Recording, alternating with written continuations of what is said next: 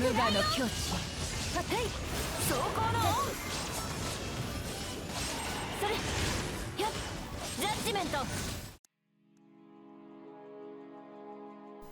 everyone, I'm going to compare C6 Traveler to Raiden in a charger battle. I want to know who can charge up Eula faster and who does the more damage over time. By the way, C6 Traveler is not worth it at all, and you will see why. But before we move on, smash that subscribe button for it is the easiest way to help my channel grow. Throughout this video, I will be using the bait club for Eula because I don't want to kill the test subject. My Eula will be using a Pale Flame set, C0, and talent level 8. This is a test of energy recharge, not a damage showcase. Next is the Traveler. She's at 265 energy recharge, sacrificial sword, and copium artifacts. C6 and a talent level 8 plus 3. Raiden is at 269 energy recharge, and I will be using Prototype Star Glitter. Prototype Star Glitter has the same energy recharge as the catch, so consider this as me using the catch, because I don't have the catch right now. She will have copium artifacts, C0, and a talent level 8. First test is solo without any teammates. Only Eula and her charger versus Primo Geovishap, and without a shield. Because in a real battle scenario, we have to dodge and some enemies can one-shot us. So let's take into consideration the dodging mechanics. There are no punching bag enemies in the Abyss, but testing this in the Abyss is very inaccurate because of the ley line disorder. So I think that Primo Geovishap is the perfect test subject for this comparison.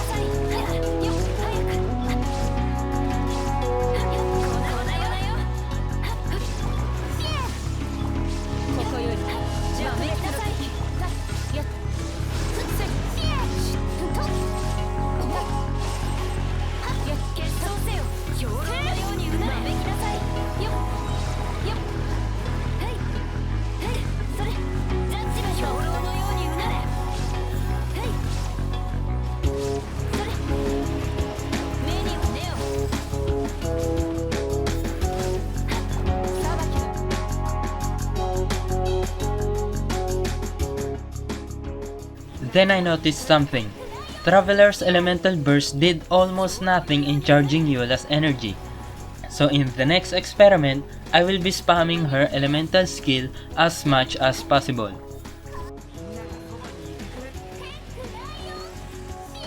Check Eula's energy gauge in this footage.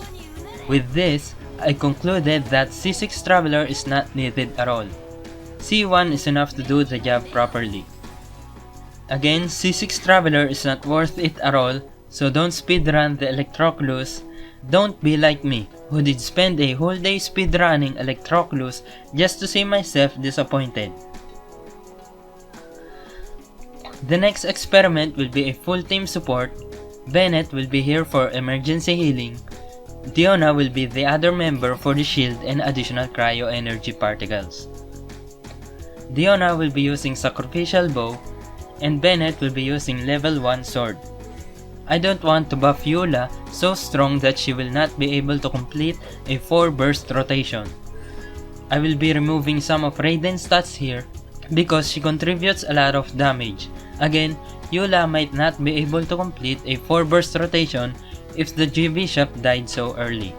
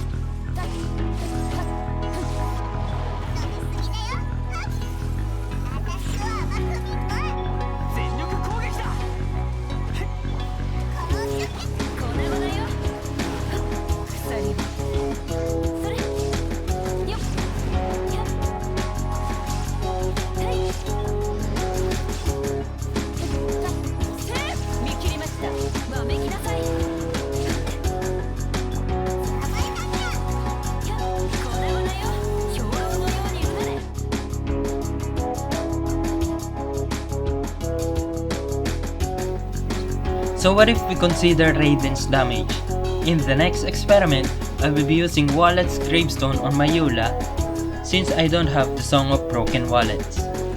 This is my current Raiden artifacts.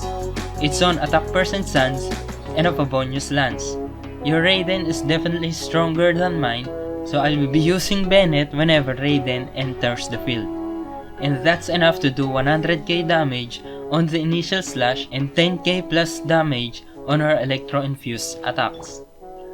This is my current Traveler build, still at Copium artifacts, but at least she has 240% energy recharge.